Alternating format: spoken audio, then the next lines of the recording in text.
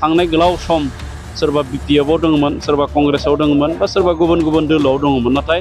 बिथांमोना दोलोआव थासेयावबो बिथांमोननि गामियाव माखासे लामाया थरसेबो अन्थाइ गोलैयाखैमोन माखासे गामियाव मोनसेबो खामानि जाहैयाखैमोन आइवेआ मोजाङै लुजायाखैमोन जब कार्डफोरा दस्रानियाव थायोमोन बायदिसिना बिथांमोना जेंनायाव गोग्लैना दङमोन जुदिअ राजखान्थि दोलोआव दङमोन गिबियावनो आङो दुर्गा फुजायाथ' दिनैनिफ्राय आरम्भ जाबाय होनना बुंजायो महल्लाया दिनै जाबाय जिहेतु आं गिबियावनो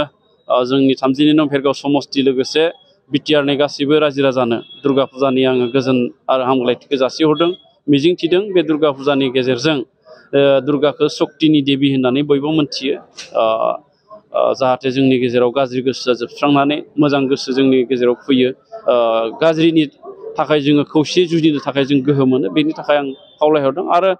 मोनसे खोथाखौ खावलायबावगोन आं फुजा मेलानि मुङै जाहाथे जोङो बायदिसिना समाज बेरेखा खामानि मावा आं बेखौनो खावलायहरो जोंहा सिडलिनि बाय इलेक्शना तारिख आरो डिक्लारेसन बेखौसो नेनानै दङ बेवहाय केन्डिडेटआ जायआनो फैया मानो जोङो बेहाय देरहागोना 100% रोखा जानानै दंखायो जों मात्र डेट एबा तारिखखौ जोङो नेनानै दङ आरो काउन्टिं नभेम्बरनि गिबि खेबाव जागोन होननानै जों खोनादों आरो बिनि थाखाय जोङो जथायै इउपिपिएल आरो बिजेपि खामानि मावगासिनो दङ जायखिजाया जिहेतु सिडली सिदा इउपिपिएलनिमोन जिहेतु जोंहा इउपिपिएल बिजेपि एलायन्सआव दङ बे हिसाबै बिजेपिनिफ्राय बुंनाय जाहैदों इतिमध्ये चिफ मिनिस्टारा डिक्लार होबाय जे जेराव जाय दोलोनि एमएलए दङमोन बे दोलोआनो बे सिटखौ मोनगोन दा बेबायदिनो बङाइगावआव एजिपिनिमोन फणिभूषण चौधुरी बिथाङा एमपि जानायनि उनाव बङाइगाव एजिपिआ गेलेगोन दा जोंहा सिडलीयाव इउपिपिएलनिफ्राय गेलेगोन आरो बिनि थाखाय जों इउपिपिएलनि बुथ लेभेलसिम जोंनि खामानि मावनाया रोखा जाबाय 32 नं भेरगाव समस्तियाव दिनै 300निबो बांसिन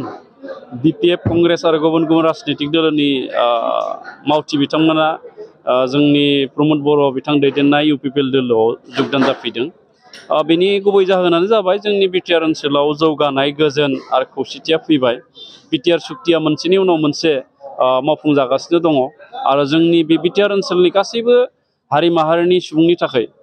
जोंनि मानगोनां बिटिआरनि चिफ प्रमद बर' बिथाङा जौगानायनि थाखाय खामानि मावगासिनो दङ दिनै राभानि होन आक्सु गुरखानि होन बा करनियानि होन बा जोंहा कच राजबंसिनि होन बा बेंगलिफोरनि होन बा माइनरिटिनिफोरनि होन गासैबो जाथि जनगोष्ठीनि थाखाय जौगानायनि थाखाय खामानि मावनो आवगायदों आरो फैबाय थानाय जानुवारि दानाव मोनसे जाथिनि मोनसे हारिनि जेंनाफोरखौ लानानै मोनसे नोजोर बिजाब एबा भिजन डकुमेन्ट जों बानायनो नागिरदों दा बेबायदि माखासे खामानि मावनायखौ नुनानैनो दिनै जोंनि बिटिआर ओनसोलनि गासैबो हारिनि सुबुंफ्रा इउपिपिएल दोलोनि फारसे गोसो बोगथाबदों आरो जायनि थाखाय दिनै भेरगावल' नङा गुबुन गुबुन समस्तियावबो सानफ्रोमबो लोब जोंनि इउपिपिएल दोलोआव गुबुन गुबुन दोलोखौ नागारनानै जइन जानायखौ जोङो नुनो मोनदों बहाबा जों नुदों खायफाया माखासे थाबैनो सोलाय सोल' खालामबाय थादों आरनायखौ लानो थाखायसो बेबायदि खालामो नामा जोंनि नुनायावथ' बिदि नङा जों इउपिपिएलआव जोङो रावखौबो बुरखायनाबो लाबोआखै बा बायदिसिना खोथा होनानै प्रलबन होनानैबो जोङो बिथांमोनखौ लाबोआखै नाथाय बिथांमोना नुदों जायफ्रा थांनाय गोलाव सम सोरबा बिपिएफआव दङमोन सोरबा कंग्रेसआव दङमोन बा सोरबा गुबुन गुबुन दोलोआव दङमोन नाथाय बिथांमोना दोलोआव थासेयावबो बिथांमोननि गामियाव माखासे लामाया थरसेबो अन्थाइ गोलैयाखैमोन माखासे गामियाव मोनसेबो खामानि जाहैयाखैमोन आइवेआ मोजाङै लुजायाखैमोन जब कार्डफोरा दस्रानियाव थायोमोन बायदिसिना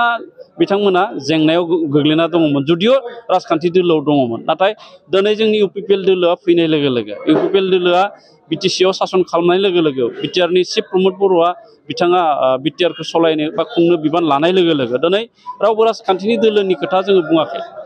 जाय गामियाव जाय सुबुङा मोनथावना जग्यता बिथांमोनखौ नायनानैनो जों आसनिफोरखौ होनाय जादों सोरबा सुबुङा न' मोननांगौबा बिथां न' होनाय जादों सोरबा सुबुङा बोराय बुरै पेन्सन मोननांगौबा 60 बोसोर जादोंब्ला बिथांमोननो बे आसनिखौ होनाय जादों आरो जाय गियान सोरां बिथांखि सोरबा फरायसुलिया जाय जि दोलोआनो जाया मानो सासे फरायसाया मेट्रिक पास खालामनायनि उनाव बे गियान सोरां बिथांखिखौ जों होदों सेल्फ हेल्प ग्रुपनो जोङो 25,000 किस्तिखौ जों होखांबाय गोबां सेल्फ हेल्प ग्रुपआव गुबुन गुबुन दोलोनिबो हाबनानै दङ नाथाय जों बेखौ नायाखै जायखिजाया सेल्फ हेल्प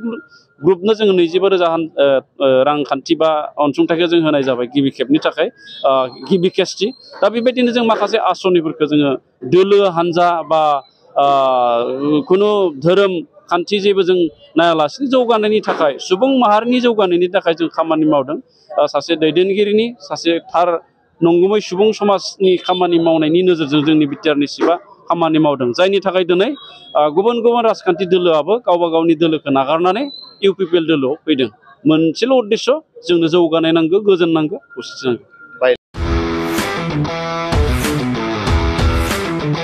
गोजोनथाव खौरां टिभिएसनि गारि लानो गोसो गुदुं जानाय सुबुंफोरनि थाखाय मोनसे गोजोनथाव खौरां चिरां जिल्ला बिजनीनि बागुरुम्बा टिभिएस गारि श'रुमा नोंथांमोननि थाखाय दुर्गा फुजानि धामाका अफार लानानै फैदों बाइक आरो स्कुटि गारि सालायनो मोजां मोनग्रा रायजो राजाफोरनि थाखाय बागुरुम्बा टिभिएस गारि श'रुमा धामाका अफार होना नोंथांमोननि गेजेराव मोनसे मोजां खाबु होगासिनो दं बिजनी स्टेट बेंकनि साखाथिनि सीआरपीएफ केम्पनि उल्था सोनाब फारसे थानाय बागुरुम्बा टिभिएस श'रुमाव डाउन पेमेन्ट होनानै नोंथाङा टिभिएसनि गारि लानो हागोन नोंथांमोना बागुरुम्बा टिभिएस श'रुमाव फैनानै नोंथांनि लुबैनाय बायदि टिभिएसनि गारिखौ लांफैनो हागोन टिभिएसनि गारि सालायनो मोजां मोनग्रा रायजो राजाफोरनि थाखाय बागुरुम्बा टिभिएस श'रुमा बेनि अनगायैबो गोबां मोजां अफार लाबोदों बेफोर अफारफ्रानो जाबाय जेरै गंनै हेलमेट फ्री फुल टिंकी पेट्रल फ्री एसवेर गिफ्ट आरो टिभिएस कम्पानिनि गासैबो मडेलनि एक्सचेन्जनि खाबुआ एभेलेबल जागोन आरोबाव गुबुन मोनसे मोजां खाबुआ जादों फाइनान्स लागिरिफ्रा डाउन पेमेन्ट होनानै खम बेसेनाव टिभिएस कम्पानिनि गारिखौ लानो हागोन लोगोसे आबुङै मिन्थिनो आरो बुकिं खालामनो थाखाय 7002132259 एबा 8638131734 जानबुं नम्बराव कल खालामना खौरां लानो हागोन